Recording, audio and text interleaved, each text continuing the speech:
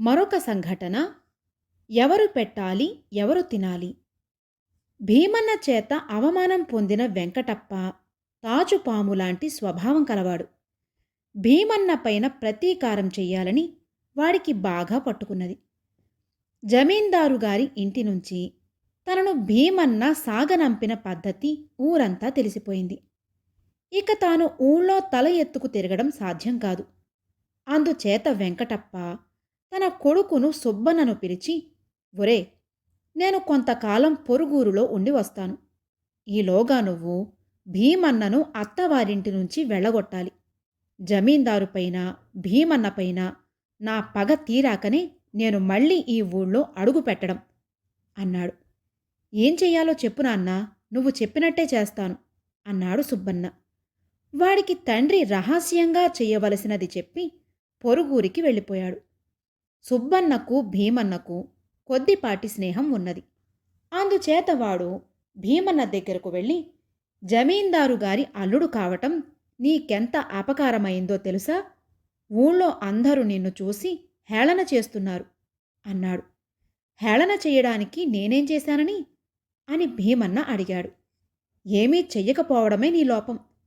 పరువైన మగవాడెవడు భార్య పెడితే తింటూ కూర్చోడు. ఏదైనా పనిచేసి తాను తిని భార్యకు పెడతాడు. నువ్వు అలా చెయ్యక నీ భార్య వండి వడ్డిస్తే తింటూ కూర్చున్నావు. నీలాంటి వాణ్ణి చూసి అందరూ నవ్వుతారు మరి అన్నాడు సుబ్బన్న. సుబ్బన్న చెప్పినట్టు తాను భార్య వడ్డిస్తే తినటమే కాని భార్యకు ఏనాడు భోజనం పెట్టలేదు. ఏనుగుకున్నంత బలం ఉండి కూడా తాను పని పాటు చెయ్యని మాట నిజమే. అలా ఉండడం పరువైన సంగతి కాదని సుబ్బన్న చెబుతున్నాడు. నిజమే అయి ఉండాలి. అందుకే చిన్నప్పుడు బామ్మ తన చేత పని చెయ్యించడానికి ఎన్నో ప్రయత్నాలు చేసింది. చేసేటందుకు పని దొరక్కపో వంట చెయ్యడం బామ్మ దగ్గర నేర్చుకుని వస్తే ఆ తరువాత ఏదో ఒక పని సంపాదించి తాను కూడా పరువుగా తన భార్యకు తిండి పెట్టవచ్చును అనుకున్నాడు భీమన్న.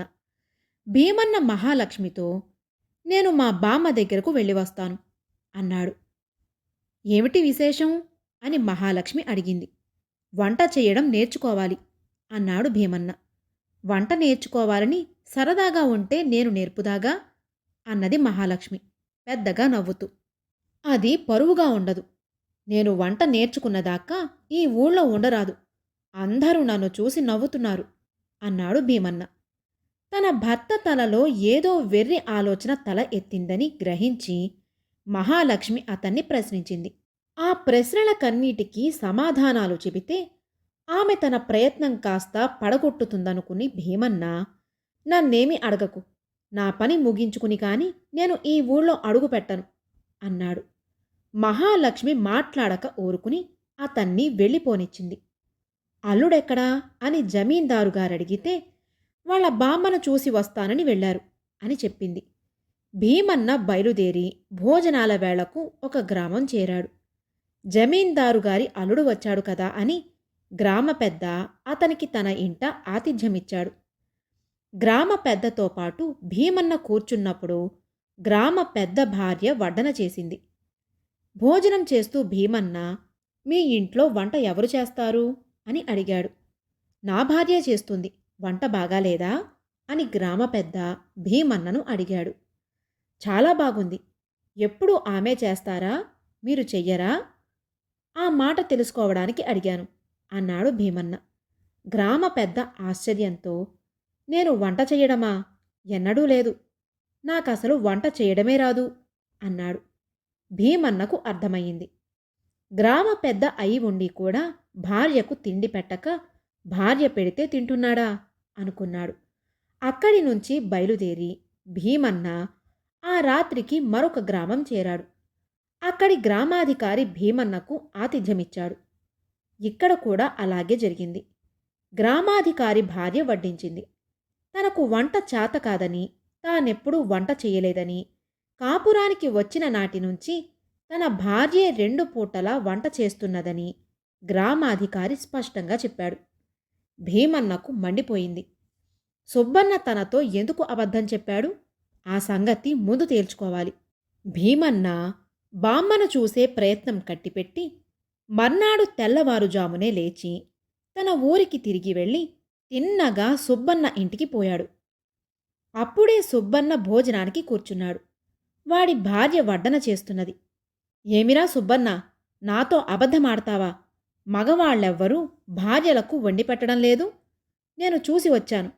ఆఖరుకు నువ్వు కూడా నీ భార్య వడ్డిస్తేనే తింటున్నావు కాని నీ భార్యకు తిండి పెట్టడం లేదు. నన్ను హేళన చేసిన వాళ్ళెవరో చూపించు అని భీమన్న సుబ్బన్నను గద్దించి అడిగాడు. నేనన్నది అది కాదు భీమన్నా అని సుబ్బన్న ఏదో చెప్పబోయేసరికి భీమన్న, పరువుగల మగవాళ్ళందరూ భార్యలకు తిండి పెడతారని నువ్వు చెప్పలేదా? ఇప్పుడు మాట మార్చుతున్నావా? అంటూ సుబ్బన్న జుట్టు పట్టుకున్నాడు. భీమన్న తనను చంపేస్తాడని భయపడి సుబ్బన్న కేకలు పెట్టాడు. చుట్టుపక్కల వాళ్లంతా చేరారు.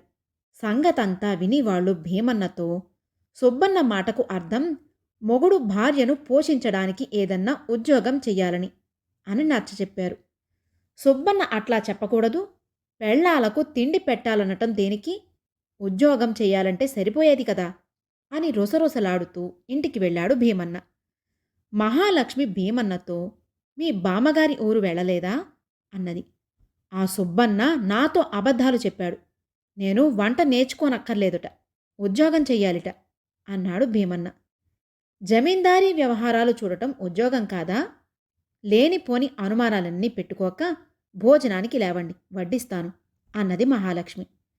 మహాలక్ష్మికి తాను వండి పెట్టనవసరం లేకుండా ఆమె వంట తాను తినవచ్చు కదా అని పరమానందం పొంది భీమన్న భోజనానికి లేస్తూ, ఇక నుంచి జమీందారీకి సంబంధించిన పనులన్నీ నాకు చెప్పు, నేనే చేసేసి పరువు సంపాదిస్తాను అన్నాడు. మరొక సంఘటన, పొడుపు కథ. భీమన్న మామగారి జమీ వసంత దేశంలో ఉన్నది. ఆ దేశపు యువరాజుగారు ఒక సందర్భంలో పర్యటన చేస్తూ ఆ వైపులకు రావడం తటస్థించింది. వారు జమీందారు గారి ఇంట ఒకరోజు అతిథిగా ఉంటారని ముందుగా కబురు వచ్చింది. జమీందారు గారు యువరాజా గారి ఆతిథ్యం కోసం ఘనమైన ఏర్పాట్లు చేయించారు. ఈ ఏర్పాట్లు అమలు చేయడానికి అనేక మంది మనుషులను నియోగించారు. యువరాజా గారి భోజన స్నాన పానాదుల ఏర్పాట్లు చూసే పని మహాలక్ష్మి పైన పడింది. యువరాజా గారు వచ్చి చేరగానే ఆయనకు ఎదురు వెళ్ళి స్వాగతం చెప్పి ఇంటి లోపలికి తీసుకువచ్చే పని భీమన్నకు ఇచ్చారు. భీమన్నతో జమీందారు గారు, యువరాజా గారు నీ వయసువాడు, నిన్నే పోలి ఉంటాడు. నేనేమో ముసలివాణ్ణి. నేను స్వాగతం చెప్పే కన్నా నీవు చెప్పడం చాలా ఉచితంగా ఉంటుంది. యువరాజావారు కూడా చాలా సంతోషిస్తారు అన్నాడు. యువరాజా గారిని చూడగానే ఎలా నమస్కరించాలో, ఎలా స్వాగతం చెప్పాలో, ఎలా కుశల ప్రశ్న చెయ్యాలో జమీందారు గారు అల్లుడికి చక్కగా నూరిపోశారు. ఈ పని అయినాక భీమన్నకు తగిన దుస్తులు వేశారు. చమ్కీలాగు, చమ్కీ అంగరఖ, నెత్తిమీద చమ్కీ టోపీ, మెడలో పూసల దండలు భీమన్న చేత ధరింపజేసి అతన్ని సిద్ధపరిచారు. ఎప్పుడు యువరాజా వస్తాడా, ఎప్పుడు స్వాగతం చెబుదామా అని తహతహలాడుతూ భీమన్న కాలుగాలిన పిల్లిలాగా అటూ ఇటూ తిరుగుతూ తన కొత్త దుస్తులకు శరీరాన్ని అలవాటు చేసుకోసాగాడు. ఇలా పచారు చేస్తూ భీమన్న హాలులోకి అడుగుపెట్టి ఆశ్చర్యంతో నిలిచిపోయాడు. ఎందుకంటే ఎదురుగా ఉన్న వాకిట యువరాజుగారే కాబోలు నిలబడి కనిపించాడు.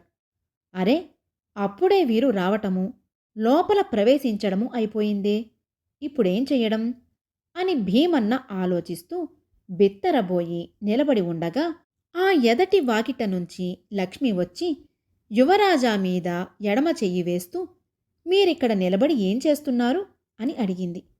అయితే మహాలక్ష్మి యువరాజా గారి మీద వేసిన చెయ్యి తన భుజం మీద పడేసరికి భీమన్న ఒక్క క్షణం బిత్తరపోయి నిజం తెలుసుకున్నాడు. అతను చూసినది యువరాజా కాదు, అది తన ప్రతిబింబమే. తాను చూసిన చోట వాకిలి లేనేలేదు. ఎదురుగా ఉండే వాకిలి పెద్ద నిలువుటద్దంలో ప్రతిబింబించింది. కొత్త దుస్తులు ధరించి ఉండటం చేత భీమన్న తన రూపు తానే పోల్చుకోలేకపోయాడు.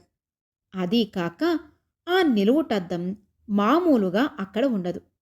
యువరాజా గారు వస్తున్నారు కదా అని దాన్ని ఏ సామానుల గదిలో నుంచో పైకి తీయించి కడిగి తుడిచి హాలులో అమర్చారు. భీమన్న మహాలక్ష్మి అడిగిన ప్రశ్నకు జవాబు చెప్పేలోపుగా యువరాజా గారి పరివారం సమీపిస్తున్న అలికిడి అయ్యింది. అందరూ ఎవరి స్థానాలలో వారు నిలబడ్డారు. యువరాజా గారు ఇంటి ముందు గుర్రం దిగగానే భీమన్న ఎదురు వెళ్ళి దయచెయ్యాలి ధర్మప్రభువులు అన్నాడు. మిగిలిన కార్యకర్తలందరూ తమ తమ పనులను సక్రమంగా చేసేశారు. ఏ విషయంలోనూ ఎలాంటి లోపము జరగలేదు. యువరాజా మంచి మాటకారి. తాను చాలా తెలివిగలవాణ్ణని అనుకుంటాడు. భీమన్నకు అతనికి దోస్తీ బాగానే కలిసింది. భోజనాలు అయ్యాక అందరూ హాలులో కూర్చున్నారు. గ్రామంలోని పెద్దలు చిన్న సభలాగా కొలువు తీరారు. యువరాజా గారు చాలాసేపు సామాన్య విషయాలనే అత్యాశ్చర్యకరమైనవిగా చెప్పాడు. అందరూ మర్యాద కోసం నోళ్లు తెరిచి ఆలకిస్తూ అవసరమైనప్పుడల్లా ఆశ్చర్యం అభినయించారు. ఈ పల్లెటూరి మొద్దుల తెలివితేటలు చూస్తాం అనుకుని యువరాజా పొడుపు కథలు వేయసాగాడు. యువరాజా వేసే పొడుపు కథలు అందరికీ తెలిసినవే. అందుచేత ఆయన పొడుపు కథ వేసినప్పుడల్లా గ్రామ పెద్దల్లో ఎవరో ఒకరు సమాధానం చెబుతూ వచ్చారు. భీమన్న ఈ సంభాషణను ఆలకించడం మాని నిలువుటద్దంలో కనిపించే చోద్యం గురించే ఆలోచిస్తూ తనకే తెలియకుండా 1-2 చేస్తుంది, కుడిని ఎడమ చేస్తుంది, ఏం చిత్రం అనేశాడు. భీమన్న అన్న మాటలు విన్న యువరాజా అది కూడా ఒక పొడుపు కథే అనుకుని ఇది నేనెప్పుడు వినలేదే, ఏమిటది అని అడిగేశాడు. భీమన్న వేసిన పొడుపుకు సమాధానమేమిటో ఎవ్వరికీ తెలియదు. అందరూ అతనికేసి ఆశ్చర్యంగా చూశారు. తాను అన్న మాటలు ఒక పొడుపు కథ అయినందుకు భీమన్న లోపల సంతోషించి 1-2 చేస్తుంది, కుడిని ఎడమ చేస్తుంది, ఏమిటది అని మరొకసారి గట్టిగా అన్నాడు. నాకు తెలీదు అన్నాడు యువరాజా ఎంతో ఆశ్చర్యం కనబరుస్తూ. మాకు తెలీదు అన్నారు మిగిలిన గ్రామ పెద్దలంతా. భీమన్న నవ్వి నిలువుటద్దం కేసి చూపుతూ అద్దం అన్నాడు. అందరూ హర్షధ్వానాలు చేశారు. యువరాజా కూడా సంతోషించి భేష్, ఈ కొత్త పొడుపు అందరికీ వేస్తాను, ఎవ్వరూ చెప్పలేరు అని ప్రకటించాడు. అక్కడ ఉన్న వారందరికీ భీమన్న పైన గొప్ప అభిప్రాయం ఏర్పడింది. యువరాజా గారు డజన్ల కొద్దీ పొడుపులు వెయ్యటము, వాటికి పసిపిల్లలు కూడా జవాబు చెప్పటము, జమీందారు గారి అల్లుడుగారు ఒక్క పొడుపు వేసేసరికి యువరాజావారు కళ్ళు వెళ్ళబెట్టడము గురించి జనం ఎన్నో ఏళ్లపాటు చెప్పుకున్నారు. మరొక సంఘటన మొదలాడిన హరికథ. భీమన్న భార్య మహాలక్ష్మి తొలిచూలు గర్భవతి అయి సకాలంలో మగపిల్లవాణ్ణి కన్నది. జమీందారు గారికి మనవడు పుట్టాడని ఊరంతా సంబరపడ్డారు. ఇక భీమన్న సంతోషానికి మేరేలేదు. అటు వచ్చి ఇటు వచ్చి పురిటి పిల్లవాణ్ణి చూసి అతను తెగ మురిసిపోయేవాడు. ఒక రాత్రి పురిటి గదిలో పిల్లవాడు అకారణంగా పోరు పెట్టి ఏడవసాగాడు. వాడి ఏడుపు మానపడానికి మహాలక్ష్మి ఏమి చేసినా ప్రయోజనం లేకపోయింది. ఇంతలో గుండు భీమన్నకు ఒక విషయం జ్ఞాపకం వచ్చింది. పిల్లలు అకారణంగా ఏడిస్తే దెయ్యాలు పారిపోతాయిట. దెయ్యం ఎటుగా పారిపోతుందో చూద్దామని భీమన్న మిద్దె మీదకి ఎక్కి 4 వైపులా పరికించి చూడసాగాడు. ఆ సమయంలో సామాన్ల కొట్టు వైపు నుంచి తపాతపామంటూ శబ్దం వినవచ్చింది. ఒక ఎలుక ప్రమాదవశాన ఒక ఖాళీ జాడీలో పడి పైకి రావడానికి ఎగిరి మళ్ళీ మళ్ళీ లోపలే పడుతున్నది. అదే భీమన్న విన్న శబ్దం. కాని భీమన్న మటుకు దెయ్యమే జాడీలో దాగి చప్పుడు చేస్తున్నదనుకుని జాడీని తన పై పంచెతో కప్పి జాడీని అలాగే ఎత్తుకుని తోటకు వెళ్ళి అక్కడ జాడీని పక్కకు వంచి ఏయ్ దెయ్యమా, ఇదే నీ చోటు, ఇక్కడే ఉండు, ఈ మారు ఇంటికేసి వచ్చావో నిన్ను మారణహోమం చేయిస్తాను అని అరిచాడు. జాడీలో ఉన్న ఎలుక ప్రాణాలతో బయటపడ్డందుకు సంతోషిస్తూ చీకటిలో ఏటో పారిపోయింది. భీమన్న ఎంతో గొప్ప ఘనకార్యం చేసిన వాడిలాగా ఇంటికి తిరిగి వచ్చేసరికి పురిటి పిల్లాడు ఏడుపు మానేశాడు. భీమన్న తన భార్య వద్దకు పోయి, చూశావా, మన అబ్బాయి అకారణంగా ఏడిచేసరికి దెయ్యం కాస్త పారిపోయింది. దాన్ని జాడీలో బంధించి తీసుకుపోయి తోటలో వదిలేశాను అన్నాడు. పిల్లవాడు అకారణంగా ఏమీ ఏడవలేదు. వాడికి చీమ కుట్టింది. మీరు ఏ ఎలుకనో పట్టుకుపోయి ఉంటారు. దెయ్యమూ లేదు, భూతమూ లేదు అన్నది మహాలక్ష్మి. ఆమె ఆ మాట అన్నాక భీమన్నకు కూడా జాడీలో నుంచి పారిపోయినది ఎలుక రూపంలో ఉండినట్టే అనిపించింది. అతను తన భార్య తెలివితేటలకు ఎంతో ఆశ్చర్యపోయాడు. జమీందారుగారు తన మనవడి బారసాలకు అందరికీ ఆహ్వానాలు పంపి వచ్చే అతిథుల కోసం రోజుకొక వినోదం ఏర్పాటు చేశాడు. రేపు బారసాల అనగా సాయంత్రం వేళ హరికథ ఏర్పాటయింది. పందిట్లో హరిదాసుగారు హరికథ ప్రారంభించాడు. ఊళ్ళో వాళ్ళు చాలామంది కథ వినడానికి వచ్చారు. పిల్లలందరూ చేరి కేకలు పెట్టి అల్లరి చేస్తున్నారు. తన గదిలో కూర్చుని కాగితాలు చూసుకుంటున్న జమీందారు గారికి హరికథ కన్నా పిల్లల అల్లరి హెచ్చుగా వినవస్తున్నది. అందుచేత ఆయన ఒక నౌకరును పిలిచి, ఆ పందిట్లో చేరిన వాళ్లకు అల్లరి చెయ్యక కథ వినమని చెప్పు అని పంపాడు. పనివాడు వెళ్ళి, అల్లరి చెయ్యకండి బాబూ, అయ్యగారు కోపడుతున్నారు అని ఎంత అరిచినా ఎవ్వడూ వినిపించుకోలేదు. అప్పుడు జమీందారుగారు భీమన్నతో, అబ్బాయి, నౌకర్ల మాట వినేటట్టు లేరు. ఆ పందిట్లో మూకను నిశ్శబ్దంగా ఉండమని కేక వేసిరా అన్నాడు. భీమన్న పందిట్లోకి వెళ్ళి, అరవకండి, నిశ్శబ్దం, ఎవరన్నా నోరు మెదిపారంటే బయటికి విసిరేస్తాను అని రంకెలు పెట్టాడు. వెంటనే అంతా సద్దుమణిగింది. ఇంతసేపటికి సభికులు ఒక దారికి వచ్చినందుకు సంతోషిస్తూ హరిదాసుగారు మేళ తాళాలతో ఒక పాట ఎత్తుకున్నాడు. లోపలికి వెళ్ళిపోతున్న భీమన్న గిరుక్కున వెనక్కి తిరిగి హరిదాసుతోనూ వాద్య బృందంతోనూ, మీకు వేరే చెప్పాలా ఏమిటి? నిశ్శబ్దంగా ఉండమంటే మీకు కాదు, చీమ చిటుక్కుమనడానికి వీల్లేదు అంతే అన్నాడు. హరిదాసుగారు కొయ్యబారిపోయాడు. ఆయనకేం చెయ్యాలో తెలియలేదు. కథ వినడానికి చేరిన వారిలో పెద్దలకు కూడా అల్లుడుగారి ధోరణి అర్థం కాలేదు. వినేవాళ్లను గప్చుప్గా ఉండమనటంలో అర్థం ఉన్నది కాని హరిదాసుగారిని, వాద్యగాళ్లను నిశ్శబ్దంగా ఉండమనటంలో అర్థమేమిటి? అదృష్టవశాత్తు అదే క్షణంలో బామ్మ బండి దిగి లోపలికి వచ్చింది. ఓహో, బామ్మ వచ్చిందే అన్నాడు భీమన్న పరమానందంతో. జమీందారు గారి నౌకర్లు బామ్మకు మర్యాదలు చేశారు. మిగతా అతిథులకు భీమన్నపై కలిగిన అపోహ తొలగిపోయింది. బామ్మ వచ్చిందనే జమీందారుగారి అల్లుడుగారు హరికథ నిలుపు చేయించారు. అంతేకాదు, హరిదాసుగారి అనుమానం కూడా తొలగిపోయింది. ఆ వచ్చినవారు అల్లుడిగారి బామ్మగారా? ఇకనేం, వారి కోసం కథ మళ్ళీ ప్రారంభిద్దాం అన్నాడు హరిదాసుగారు. బామ్మ లోపలికి వెళ్ళి కాళ్ళు చేతులు కడుక్కుని వచ్చి కూర్చోగానే హరికథ మళ్ళీ ప్రారంభమై సవ్యంగా సాగిపోయింది. సమాప్తం.